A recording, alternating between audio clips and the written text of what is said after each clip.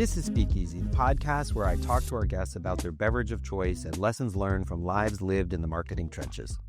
I'm Doug Stanley Hunt, founder of Catalysis, a digital marketing agency here in Seattle, and your host and bartender here in the Cloakroom, the hidden bar in the basement of our home in a 100-year-old church. In this episode, we're here with Nicole Delano Lacasse, Senior Manager of Brand and Customer Ready, that's Racial Equity, Diversity, and Inclusion, at REI, the famous outdoor co-op founded in 1938, which has over 25 million members. There's a lot of diversity in those members, which has been growing thanks to Nicole's work. In an environment increasingly hostile towards diversity initiatives, Nicole has been able to buck the trend and increase revenue, membership, and participation with targeted programs and outreach for diverse customers. We talk about how she got into the inclusiveness space as an insecure, 6-foot, overweight 12-year-old to rowing on the U.S. women's team, and finally the business benefits she's driven across the organizations wherever she's worked. She also enjoys the last word, the drink. So let's go learn something. First, before we get to the marketing and the brand, let's talk about what is your beverage of choice that I may make. Oh, let's do it. We're coming into the holiday season, and my mind immediately goes to the last word, which is really flexible and adaptable regardless of the season, and just a wonderful classic cocktail. Okay. So first ingredient is gin. We're using a local gin from, I believe, from Oregon, which I love. To shop locally, drink locally. Absolutely. Clean yourself up locally, unless you find yourself on a plane to Brazil by mistake. Second ingredient is interesting because it's originally a chartreuse, but chartreuse is so darn expensive right now. We have a local one that you like. Do you want to talk about that one? I do, and this has been, I often use this one anyway, even if I've got chartreuse on hand. I love the herbal notes that this local brand offers, and it adds some complexity to the drink. Complexity to the gin has got your, it's your foundational piece. And it's herbal as well, but different herbs. Okay. And then we have Luxardo Maraschino. That's right. And do you want to talk about a little bit that? Of sweetness, a little bit of viscosity. Yeah, it is, and sweet. Mm-hmm. Yes, there we go. And then the final ingredient, lime juice, which I fresh squeezed. Absolutely. A little bit of kick. A little bit of sweetness, a little vitamin C. Mm-hmm. And this is a shaken drink. I can't do the fancy shake. And maybe I shouldn't do as much shaking. Beautiful technique. Well, thank you. And not too much. And then we strain it into our glasses. And this is also, interestingly enough, we record these in the mornings, and it always feels like when there's citrus in a morning drink, it's like the replacement for orange juice. Let's say that. And then the final, the cherry on top. Beautiful cherry. Okay. More sweetness. So here, pizzazz. Here's to you, and here's to learning lots about marketing. Cheers. Ooh. It's delicious. I don't care that it's morning. That's delicious. Okay. So now into the meat of the subject. Let's do it. What have you found has changed over the almost 20 years that you've been doing this, but also from a point of view of what are the benefits of doing it and what are the challenges of doing it? I'd say inclusive marketing, when I started in this work, it was really a nice to have, impact oriented, let's demonstrate how we do good through the stories that we tell.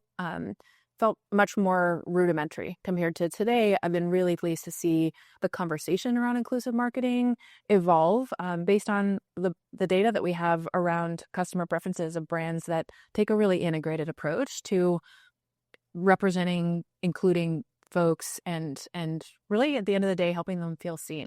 At the end of the day, everyone just wants to feel seen, and that's what this work is about. I think the first thing to talk about that I've learned across these interviews, and as we know in marketing, is you start with the customer and listening to the customer. And so how would you say that listening 20 years ago versus listening now has changed, and what has improved, I would say?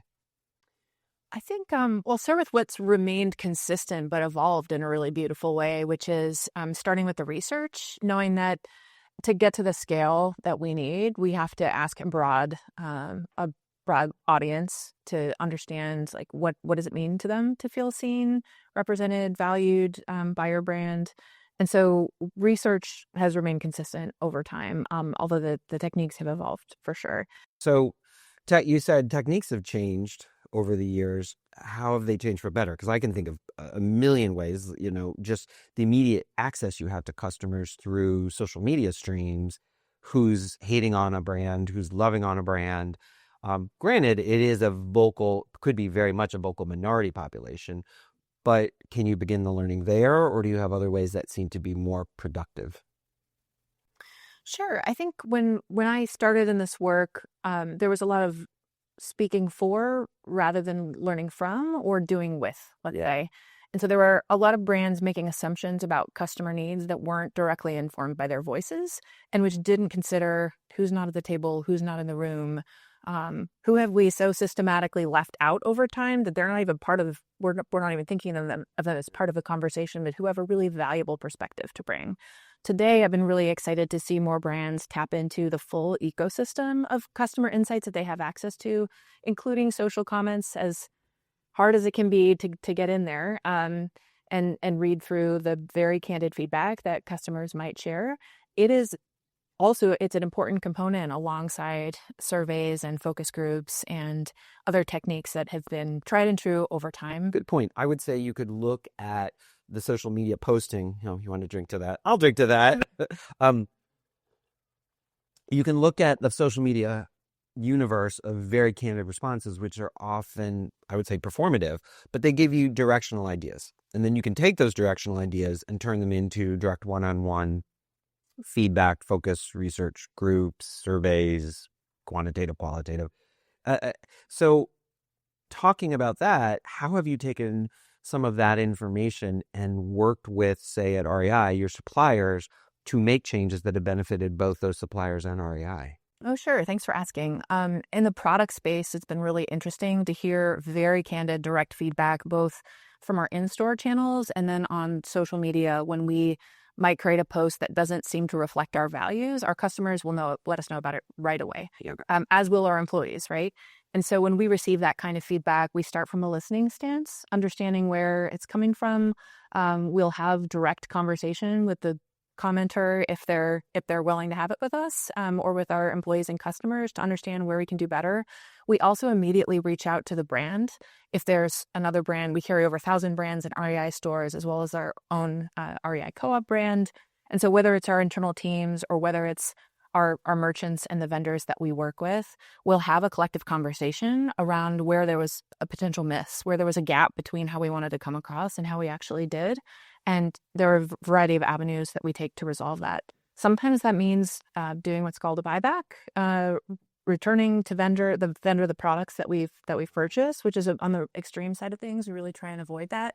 More typically, well, let me stop you there. So, like, a buyback might occur because, say, the products themselves have naming that is offensive. I mean, I'm going to name names here. There's, I just remember, what is it? The Big Agnes pad, or was it a sleeping bag? I can't remember. But you hear that and you think, okay, wow, that sounds like Fat Girl. Is that really a good name for a sleeping bag? I don't think you have the Big Agnes anymore. I don't know. I haven't looked on the website. Everybody look at the website.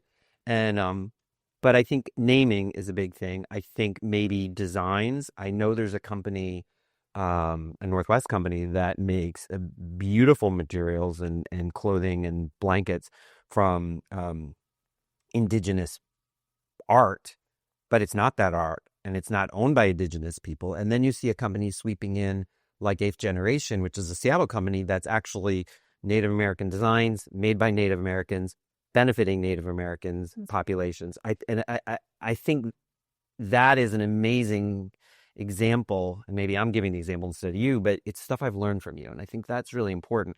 Can you talk about a vendor that didn't listen and a failure on their brand and what happened? So I'd love to share an example from our own brand. We often miss the mark, and that's where a lot of the learnings come from, right? We're learning right alongside our vendors. And sometimes these topics that you're talking about, whether it's inclusive language or cultural appropriation, or we have a lot of issues with sizing and representation, helping folks see themselves in the marketing, in the sizes that they wear, right? But sometimes the social context can create some unique challenges. Products are typically developed, if we're talking about apparel, we've got at least 12 to 18 months, often longer. If we're talking about hard goods, so think backpacks, tents, sleeping bags, it might be 3 years out. And so the design, the name, the logo that you chose might land in a really different social context than the one it was designed in. So years back, we sold a black hoodie. We had a black hoodie out in REI stores that had the word cooperative. We are a cooperative. We're a member-owned cooperative, right? And it said in white the word cooperative, and that's it. On a black hoodie. This landed in stores just post Trayvon Martin, and the cultural dialogue around the black hoodie really changed. Additionally, it was right around the time of Me Too. And so having a women's sweatshirt that read cooperative did not send the message that we wanted. Okay. Wow. Right? I heard co-op. That's great. I live in a co-op. I shop at a co-op.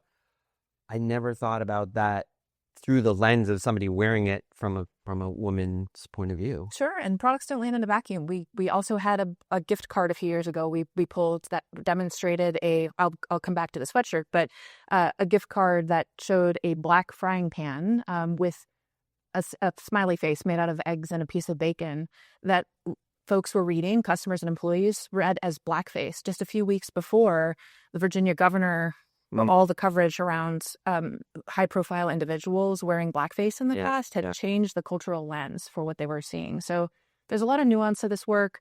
We saw the connection. We reviewed the concerns. We immediately pulled those, and that was at a loss for the co-op, what we had to pull back. At the same time, I was really excited about how we were able to turn around in partnership with our sustainability team, the sweatshirt issue. We were able to pull all of those items from the store and then rescreen. We worked with our product teams to silk screen a new logo around the word cooperative, so it put it in a different context and made it clear that it was REI, cooperative. It had some other words and images around it that really changed the way that it was read, and we saved $75,000 worth of inventory that way. Wow. So and it's definitely business. Yeah, it didn't get scrapped or sent to wherever the resale market is in South Asia or subtropical Africa. Or resale stores, actually, in the States. No, but they wouldn't resell something with a bad logo on it, would they? That was offensive. Yeah. Right, yeah. So that's interesting. So then let's talk about, in doing that, what has been the benefit of reaching out? Because those are some lightning rod issues. And hearing that, did you issue a press release, a mea culpa, follow my sword press release, or did you just quietly do it and then see an embrace from your customers? Yeah, not in that case.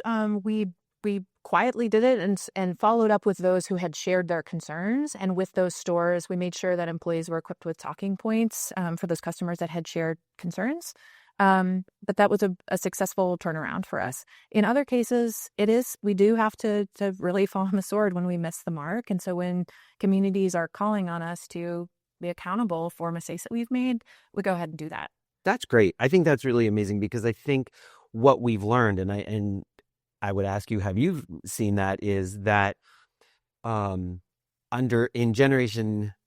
Gen Z, 85% of that generation says that they will make a purchasing decision or patronize a brand based on subscribing to their values. And so you do see a positive economic benefit from making those changes, acknowledging your mistakes and acknowledging your learning, which it sounds like you did there. And are you seeing an increase in the diversity of your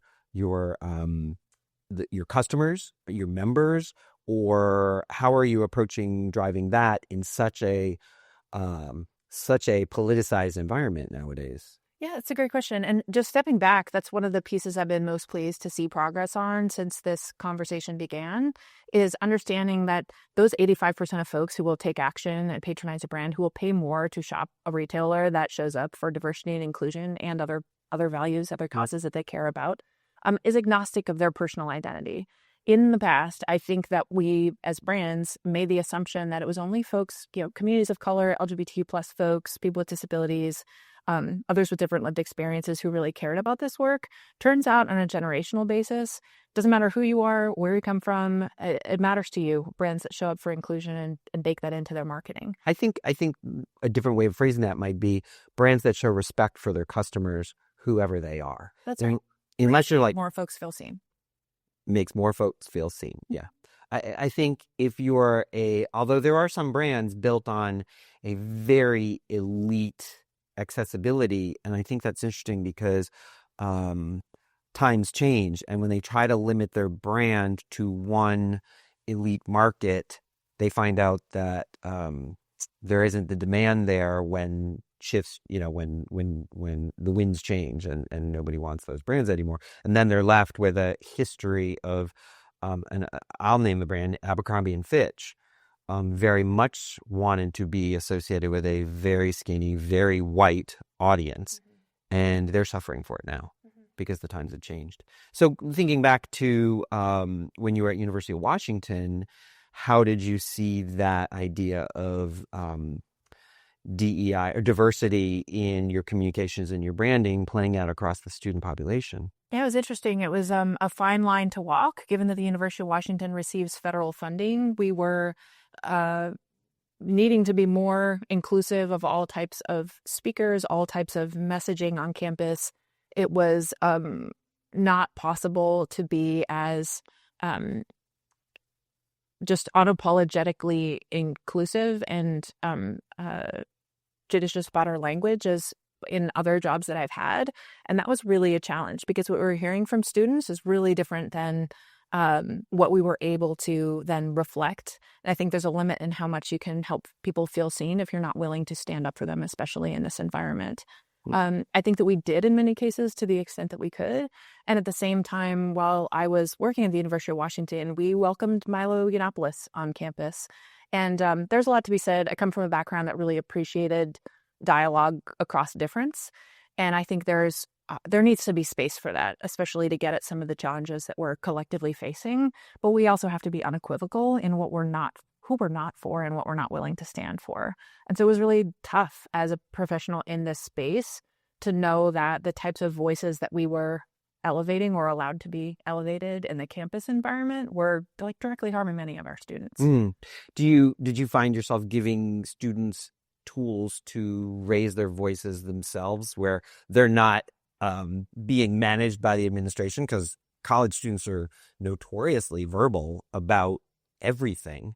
And I think that, did you find a subversive way to get to where you needed to be now that you're not working there anymore? We really proactively, and I would have said this when I was working there, like we really proactively pointed them toward resources to, with this ethos that the solution to voices, to speech that you don't agree with is more speech, and to enable more voices to be heard in that very noisy environment. And some of those lessons are what I've drawn today, working for a member-owned co-op that is as diverse politically as this country and can be as polarized. And it's important that we both like hear out where folks are, but know who we're for, know who we're not, and really think about how can we best equip and amplify the voices of folks who are like on the right side of history. Okay. Well, history is written by the victors. So let's hope that we're all on the right side of victory as we continue openness of dialogue and then supporting the First Amendment, freedom of speech. What have you found has been an advantage of not coming directly out in implementing change across your entire co-op population and shopping population, your membership as well? What have you found there? Well, we embed inclusion both implicitly and then communicate about it explicitly, depending on the time frame and the campaign and the message that we're trying to get across. And it's been exciting to see the progress that we've made with members of all racial, sexual, gender, political, whatever identities they hold, when we integrate inclusion fully into the way that we create and deliver and market our products. A great example of that is the Trailmade collection that we launched a couple of years ago as a a more accessible entry-level hiking backpacking collection. And we intentionally centered a lot of this work. What really gets me up in the morning is the idea of bringing voices into the conversation that were systematically overlooked in the past. It is one of the most like low-hanging fruit opportunities to create better outcomes for every single person who loves getting outside, and hopefully inspire more people to do it that didn't consider it in the first place. And so through this collection, we brought in the voices of we had the REI Fund that supports a variety of nonprofits across the country, as well as we have ambassadors and influencers who bring a variety of diverse identities directly into the design process. So working hand in hand with the co-op brands designers who created these products to really push us on topics like sizing, gender expansive design, inclusive color palettes, knowing that we've, as an industry, developed collections for decades that only suit white people, essentially. Yeah. So bringing in their voices to the way that we create and design products resulted in we have a series of member collections, right? That just for members, you have to be a member to purchase them. It's our most successful member collection to date. Now it's available to the general public, but on every point of measurement, looking at consideration, conversion to membership, sales across every period of time, it's been our most successful collection to date. So it's driving change. It's a result of change, but it's driving more change in addition to, and I think you spoke to me about, just the idea of the love of the outdoors is consistent across the whole REI population. So using that as a tent pole, say, to design get outside collections that bring people, regardless of their political affiliation, outside and loving the outdoors and respecting the outdoors. So what have you seen in terms of, on the political side, the love of the outdoors that's so inherent to your brand, impacting change or shrapnel based on those positions? Our public lands are under threat. It's not a surprise to anyone under this administration. And we've heard across the political spectrum of members, regardless of how they show up, that's something that they all really care about.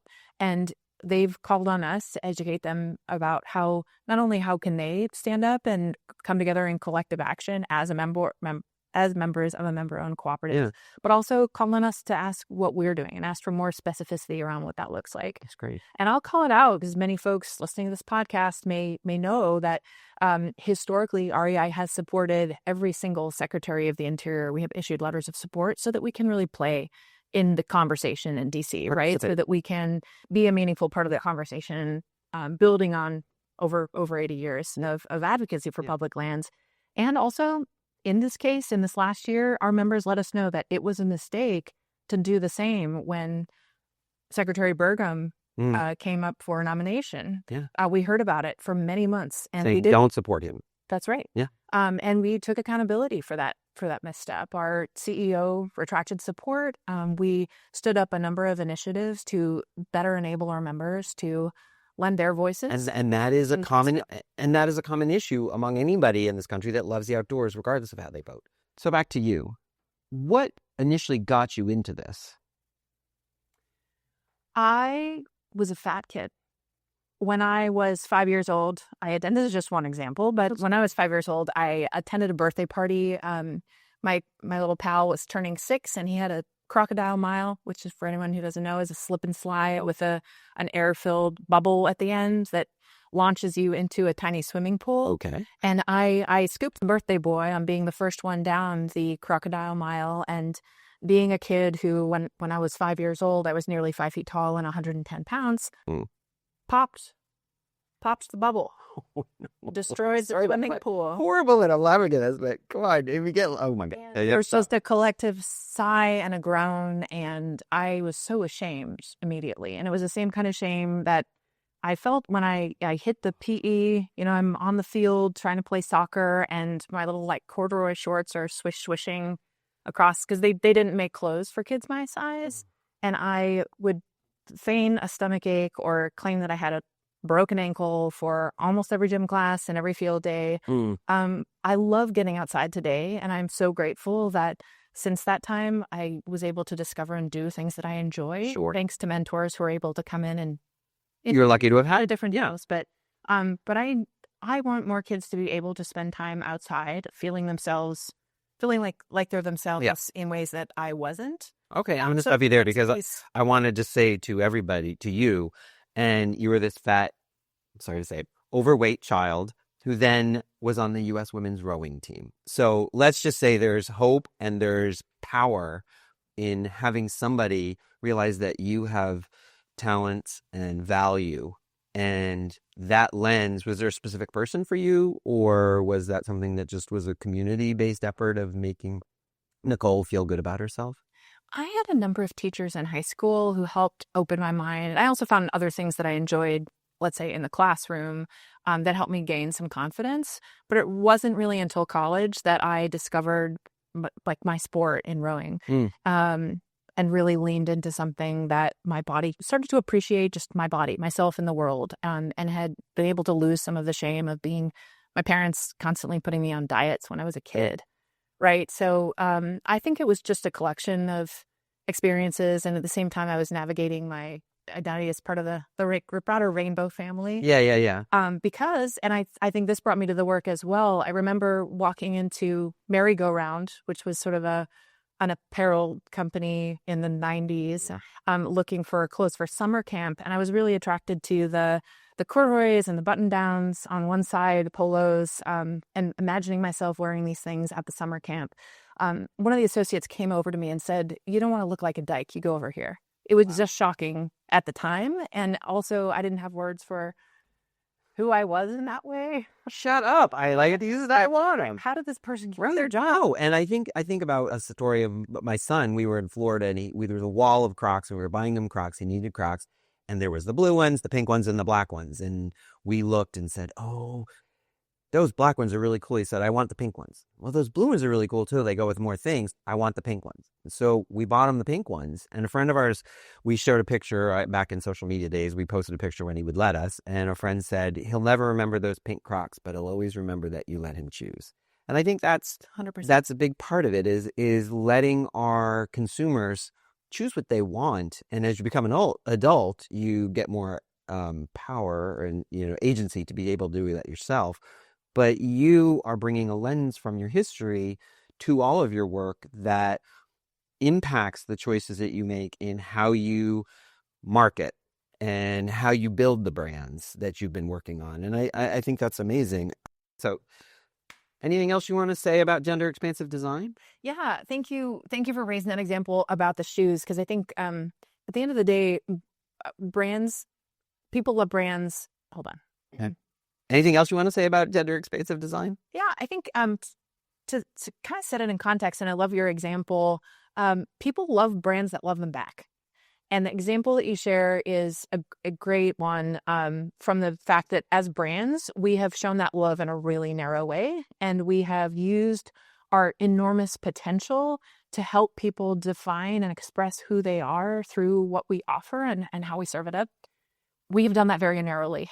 And why not create this incredible menu of choices for consumers to identify and to guide them toward options that help them identify in ways that resonate for them, and to recognize that changes over time. It changes with family status, it changes with age, it changes with all of those factors that in aggregate, in our industry, it's people bring all of those things into the outdoors. Like, I'm not a lesbian on Tuesday and a mom on Wednesday and a really tall person on Thursday. I'm all of those things at once. Yeah. And so I think when it comes to gender expansive design, we need to be thinking about it alongside sizing and color palettes and other topics along those lines. And we also, to your point, need to equip our sales staff and our customers to be able to shop outside of the narrow ways that they have been enculturated. Yeah.